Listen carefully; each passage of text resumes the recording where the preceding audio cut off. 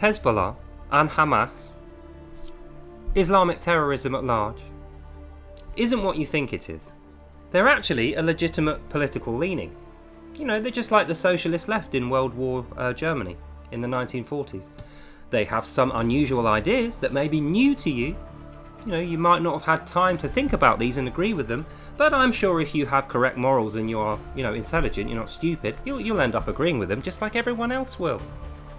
If you don't agree to them now, you'll lose out. You'll lose out. The society will go on to progress without you. Diversity and inclusion, equity, and the rights of freedom for all will be preserved for others, but not for you because you just didn't get there quick enough. What kind of person are you? Shame on you.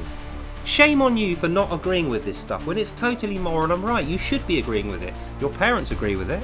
Your friends and neighbours agree with it.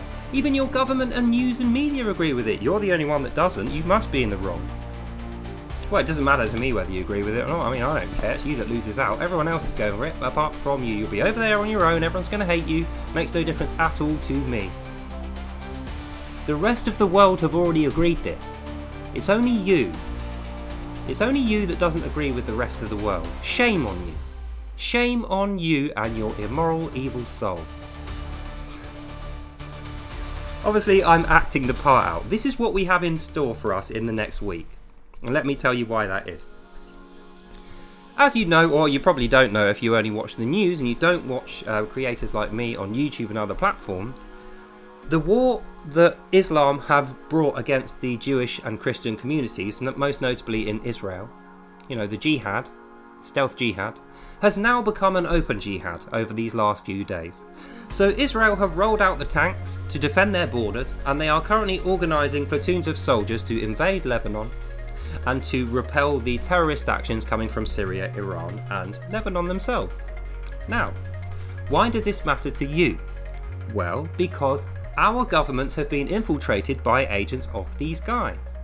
And that means when this war is announced in the news next week, the reason they haven't already announced it is because they know public opinion doesn't support terrorism. You don't support terrorism, neither do I. We know these guys are psychotic murderers and rapists who want to kill us and destroy our culture. Roll out Islamic governments absolutely everywhere, and that will be the end of freedom. We'll have to play second fiddle to these nutcases. So they know that public support is not there, but you know what else they know? They know public opinion is easy to shepherd. They can herd public opinion using information, propaganda, and that is why they haven't announced the war yet. So, going back to the acting that I did at the beginning of this video, these are the tactics they're going to use against you and the people you know in order to convince you that terrorism is actually moral and good, and everyone who is against terrorism is actually evil and bad. This is exactly what they're going to do. I'm giving you a heads up now, like I always do. And I know you're probably sat there scratching your head thinking, well, this doesn't sound realistic. No, it doesn't sound realistic because you have a common sense mind. But these guys don't. They're complete psychos. They're maniacs. They think this is the way to act. And we know, or we don't know. I know from reading this book here, The Art of War. In The Art of War, which is the doctrine these communist and Islamic governments use, they think that an all-out war is stupid. They think being honest and declaring war before you attack someone, there's no honour to it. That they have the complete opposite cultural approach that we have. In this country, if we're going to go to war with someone, we will engage them in negotiations first. When the negotiations break down, we'll declare war and we'll give them a certain amount of time to clear all their civilians out the way. Then we'll go in with armour and helicopters and planes and bullets and we'll fight them in open warfare. That's what a moral approach dictates that we do. It's not like that's the best way to win a war, but we understand in this country, victory at any cost is not a victory. Because you have to sell your soul in order to win in that way. These guys don't believe that at all. These guys think you never admit to being in open warfare until you completely surround your opponent.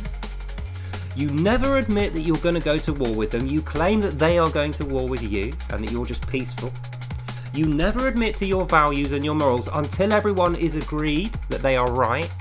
And the way that you gain agreement that everyone thinks that you are right is by lying to them in the press, by using propaganda, and by manipulating their public opinion until they don't even know what they're talking about and they're just going along with it because everybody else already has. And therefore you become slaves of the lie that they tell and slaves of their dictatorship. And that's what we're looking down the barrel at, ladies, gents and Pikachus. So let's go through from start to finish some of the tactics they are going to use on you and your loved ones and me and everyone else next week and beyond to try to convince us that we should support terrorism. They're not going to call it terrorism. They'll call it paramilitary freedom fighters. You know, they'll call it a counter-terrorist insurrection. They'll call it a military coup. They'll call it anything apart from what it is, which is terrorism, murdering and raping. That is what it is. So these are the tactics they're going to use. They will appeal to your greed. That's the first thing. They know everyone who is human has greed in them to appeal to, and they will appeal to that greed. So they'll say to you, this is going to be beneficial to us in the long term. We'll make money from this, we'll lose money if we don't do it. We'll have better and bigger things in our country and worse and less things if we don't agree to it. International allies will cut us off from supplies if we don't go for it, but they'll give us a double portion if we do go for it. Greed, the first thing they're going to go for. The second thing they'll go for is your preference to indifference. Now what that means is, if someone is pleading with you, you're the power in that conversation and it gives you time to think whether you're going to say yes, no or maybe or just nothing. Then you're the power player in the conversation. But if they use indifference, they limit the time you have to make that decision and it makes you feel like you have to agree with the thing that they are assuming. For instance, if I say to you, please can you do this thing for me, I really need you to, you know if you say no, I can't do anything, well, otherwise I wouldn't be pleading with you. But if I say do this thing now or you'll be punished, and it doesn't matter whether to me whether you get punished or not, I couldn't give a damn, you're much more likely to say yes. Because I haven't presented it as a request, I've presented it as a command, and I've used indifference by saying I don't care if you get punished, I couldn't care less, I'm just telling you this because it's my job. If you get punished, I couldn't care less. You're much more likely to agree with it, and that's what they're going to appeal to. Greed, you will lose out if you don't agree with this. Indifference, we don't care if you agree with it or not, but you'll be punished if you don't. The third thing they're going to use is a fear of missed opportunity, a fear of loss. So they're going to say, we need to grab the bull by the horns now. If we don't agree with this now, everything is lost. Our country will be in turmoil, our NHS will fail, our economy will fail, your life will fail, we'll be nothing in the world, our world power will dwindle, we'll be looked at poorly by our neighbours. If we don't agree with this now, that's what they're going to use. They'll appeal to your immediate need to be part of something. And the reason they're going to do that is because they know every human, like they're wired with greed, like they're wired to respond to indifference, we're wired for a fear of loss. And what bigger loss could there be than everything? So that's what they're going to do. They're going to make you feel like if you don't immediately agree with this, despite the fact you don't have good information, despite the fact that there's actually no gain in it for you, the gain is all for someone else, they're going to make you feel a fear of loss while they're doing the indifference trick, while appealing to your greed. They're going to make a very compelling case that you support terrorism openly and that you decry the cultural values and the core morals that you had previous to that. They're going to make you agree with terrorism. The fourth thing they're going to use is a serious tone of voice, you know, like they do on the news. So instead of speaking plainly and openly like I do, they're going to say, this is a very serious thing.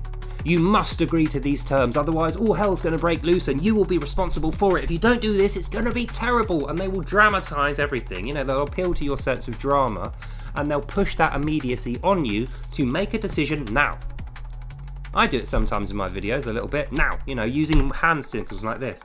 Hitler used to do it when he did the old Sieg Heil thing, shouting and foaming at the mouth. He was using a tone of voice to his people to encourage them to agree with him. It shows power. Weak minds go for that kind of thing, and that's what we've got coming to us in the next week. And the final impulse that they're going to play on, that they're going to try and intimidate you with and trick you with, is the sheep reflex. Now, what is a sheep reflex? Well, a sheep reflex means if you see the herd all travelling away in a certain direction, you will feel fear if you don't go along with the herd, because you'll suddenly be exposed. You'll be alone in the field. Wolves could come and get you. So you'll wish to rejoin the herd so you can feel safe, so you can feel content and part of the community that which you once were. So they're going to use greed, indifference, fear of loss, serious tone of voice and the sheep reflex to herd everybody else over there to support the terrorism, to think Hezbollah is just a legitimate political party. They're just freedom fighters. They're just trying to do a coup against an evil government, Israel, who kill babies. You know, they're not for women's rights. They're not for LGBT rights. They're not for democracy. They're evil. These are the things they're going to tell you in the news, and your government will be supported. And when everyone else herds over there, because most people are ignorant and they haven't got the slightest clue why they're being told this or what they're agreeing to, they'll go along with it. You will be very, very harshly criticised and persecuted if you don't agree. And that's how they're going to get you. So, in conclusion, stand strong. Do not let these people trick you and deceive you using a greed, indifference, fear of loss, tone of voice, sheep complex trick. It's a confidence trick that's well known. This has been used many times in the past. Big scams have run solely on these 5 principles and have generated millions of dollars. This is coming here now, this week. Tomorrow's Monday. Today's Monday, actually. It's 1 o'clock in the morning here. So today, in the news, it's going to start. And they're going to try and convince you that you are shameful. You are shameful and evil and bad. You are stupid. You are immoral. You just don't know anything. You're just ignorant of world events. You haven't read up. You haven't looked it up, bro. You haven't Googled it enough. You haven't looked at this video. You haven't looked at this book. They're going to convince you that if you don't agree with Hezbollah and their freedom fight against evil Jews in Israel, you are bad. And the reason they're doing it is because the jihad is coming here if there's public support for one. As long as there's no public support for one, they cannot do it, and that is the only reason why they haven't already declared open war.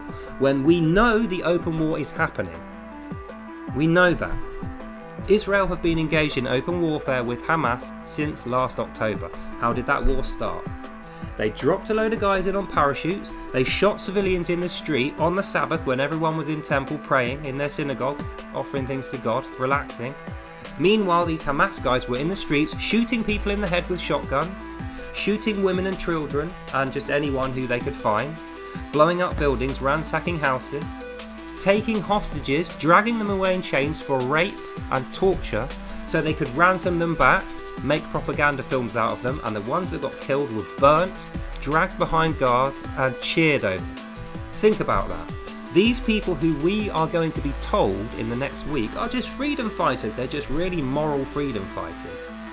These people use rape as a method and a weapon of war. They use violence to control their own people. They purposefully don't educate their own people, and they train their children to be soldiers, wrap their heads and their bodies completely head to toe so you can't tell that they're young, and then they use propaganda to brainwash these poor children to go and kill Jews up until the point when they get killed. That's their orders. Go and kill as many Jews as you can until you are martyred for the cause of Allah.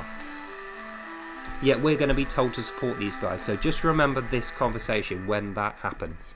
And that's the end of this video. So that's all I have to say on that. I hope you enjoyed that and you learned something, but more than that, I hope you've listened and you don't have any doubt that this is going to be happening, because I've already seen it starting. It's been very subtle, but this has been happening for well over a year. Now the stealth jihad period is over, we're in open jihad, although they won't admit to it. We know they won't, because it's in the art of war that they never admit to it. They're going to stab us in the back until they have enough numbers to completely surround us. Then they will admit it's an open warfare when they have no chance of loss.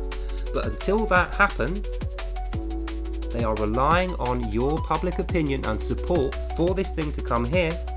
And if that support never arrives, it can't happen. We retain our freedom and our peaceful country. So, God bless you, and I hope that you've listened. And I'll see you in the next one. Bye now. So we know, we can't rely on the government, the news and media, the corporations. We have to rely upon each other. Brothers and sisters in arms, defending the freedoms that we have enjoyed in our lives so far and maintaining them for the future. So that's all for today. God bless you all, and I'll see you in the next one.